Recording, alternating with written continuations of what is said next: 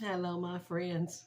Today I was going to read to you an article by Elizabeth Elliot. I love anything about Elizabeth Elliot. I collect her books. It's one of the few things I do collect still. And if you don't know about her life, she's all over the internet. She's all over YouTube. She has her own program. She has passed away, but they're just her old programs. There's so many. On Gateway to Joy, it's called Gateway to Joy, Monday through Friday on Bible Broadcasting Network. Our channel is 89.5 FM. I really enjoy listening to that radio channel more than any other channel because I feel like it's just so much more God-like for me anyway, that I feel closer to God when I'm listening to that during my day. And I love listening to her. I don't have to sit down and watch because I can just listen to her, which doesn't take away my time. This is something I just heard yesterday, actually, and I wanted to share it with you. Um, I had to write it down, so it took a bit. So some of it may not be just right, so bear with me, but I really want to share, and I want you to stick with me. It's on a holy work of mothering, is what it's called, and it's about Mary, the mother of Jesus, and how she lived, what we know about her life, which isn't a whole lot, but we do know some, and how we should live our lives. I once did a little article on her from my Crown with Silver magazine. I'll try to put it at the end so you can listen to it. I really liked those, and they didn't get a lot of views. And the other one was Mary Magdalene.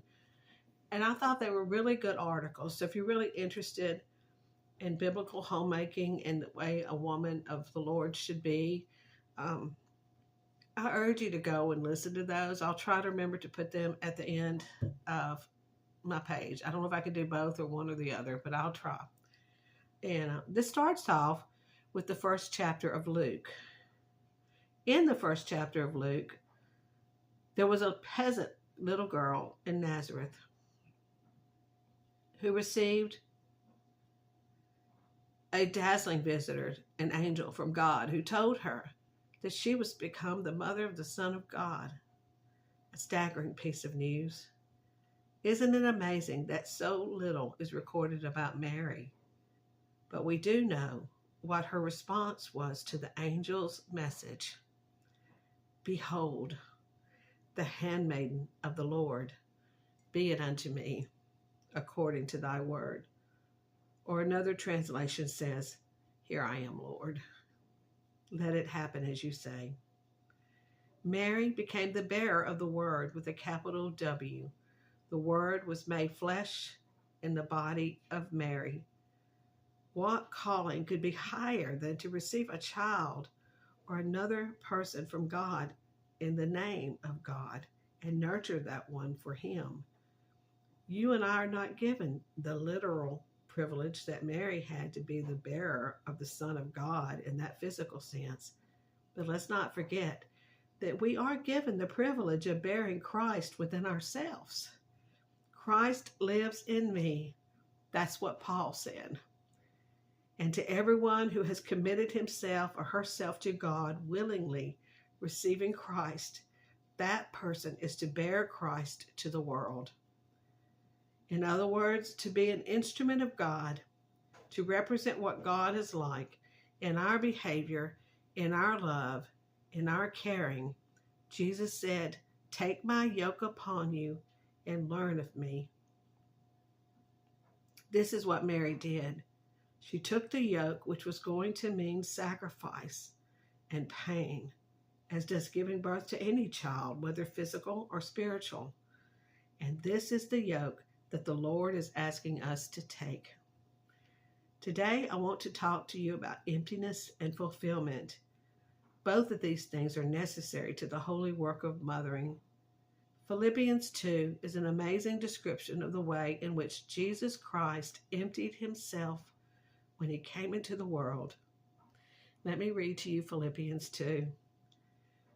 Your attitude should be the same as that of Jesus Christ, who being in very nature God, did not consider equality with God something to be grasped, but made himself nothing, emptied himself, taking the very nature of a servant, Being made in human likeness and being found in appearance as a man, he humbled himself and became obedient to death, even death on a cross, emptiness.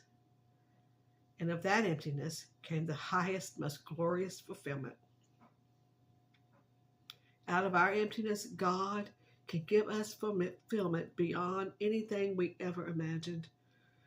There have been a number of ways as I look back over my life in which God has already forcibly emptied me, taking away people I loved. They took her first husband in Ecuador, he was martyred, and her second husband of cancer, allowing work that I had done to be destroyed. She had translated the Bible into the language, I believe, for the Ecuadors. And it was destroyed. She lost it. A stripping process necessary that we should be emptied in order, that we may be filled with Christ himself. Jesus Christ emptied himself. He became obedient to death. And I would like to ask who is listening today, who feels empty, helpless, useless, a failure as a mother. Oh, I think there probably be quite a few of you out there that are saying, oh, Elizabeth, I'm just a total failure as a mother. I feel so useless. I feel so incapable of doing this holy job that you talk about. And how about you single women? You married women whose wombs have been empty always. There's a message here for every single one of us. Do you live in a void, meaningless, unhappy condition? Let me ask you, do you indulge in exhausting pleasures? Do you allow space, silence, time for prayer in your life? Are you afraid to be alone with God or alone with your heart? Is your house full of clutter? Is your life cluttered? I know some earnest, serious women who can have a conscious purpose in life, and they actually destroy it by being too set on that particular purpose that they have drawn up their own goals, their own plans, their own enthusiasms, forgetting to leave room to receive the Lord, to listen to the still small voice. When I talked to my daughter Valerie not long ago, she told me that she and Theo, who is 5 years old, were cleaning drawers. How many useless things they discovered. How many things they, even a little 5-year-old boy, was willing to get rid of, either throw away because they weren't worth anything, or give them to some child who didn't have nearly as much things as he had. Mary had a simple life. God wants us to learn, the older we grow, to be simpler. Mothering means sacrifice. It means letting go of a lot of things that you used to do. It means offering up your life to Jesus Christ daily. Perhaps you've made a one-time commitment to Jesus Christ for life. You asked him to come into your heart, to make a Christian out of you, and you want to live that way. But I think it's a good thing to ratify that one-time commitment daily by simply putting ourselves at God's disposal as Mary did. I often just pause and lift up my hands to the Lord and say, behold, the handmaiden of the Lord. Let it happen as you say. Be it unto me according to your word, letting go, offering up, and surrendering, emptying. And in Jesus' life and Mary's life, and there was one holy purpose. That was the will of God. It's very hard to imagine that Mary's life was hampered by trifling, unnecessary things. Perhaps there was something. You and I know how hard it is to avoid the slavery of things in the USA. Got to have it all. Are you learning to empty yourself as Christ did? That emptiness requires a deliberate discarding, not only of things, but of, as Amy Carmichael wrote, all that dims thy Calvary. She prayed this prayer from subtle love of softening things, from easy choices, weakenings, Not thus our spirits fortified, not this way with the crucified, from all that dims thy Calvary. O Lamb of God, deliver me. The holy work of mothering involves taking care of a sick child once in a while, doesn't it? When your child is sick, your plans are upset. How do you respond? Are you willing to empty out those precious plans? Do you receive this happening of your child's illness as from God? Do you visualize yourself with all sorts of extras and escapes and interests other than love in your life? A mother is a chalice, a cup emptied of self and filled with Christ. We came home from a trip one day and discovered that a house finch that built a little nest on a windowsill was fascinated. It was fascinating to watch how that house finch sacrificed everything for those babies and were about to come. That was her life. That were about to come. That was her life.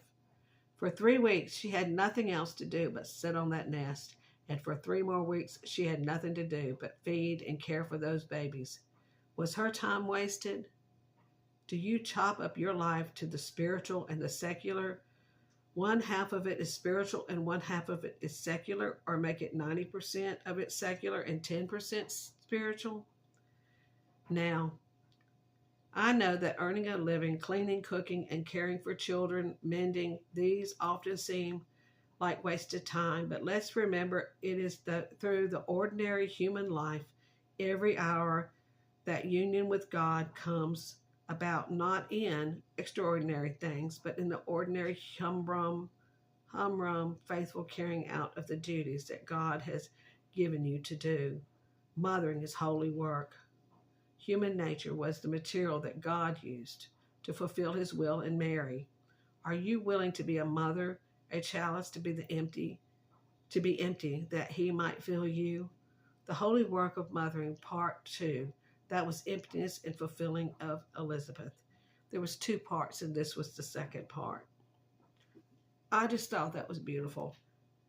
And it's really, I listened to it, and it's her Gateway to Joy podcast, episode 206, and you can find it on YouTube.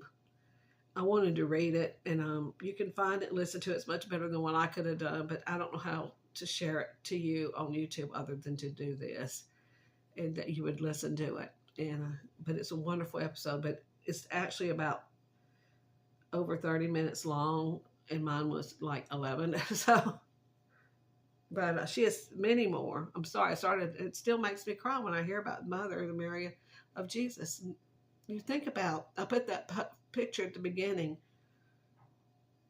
She was just a humble servant girl, just a humble girl. And I believe she always was, because that's the way Jesus was. She raised him, she and Joseph. And I hope you enjoyed that. Be sure and watch I'm going to try to put in the end screen my other 2 that I read out of my Crown with Silver magazine. I hope you're doing well. God bless you. Bye-bye.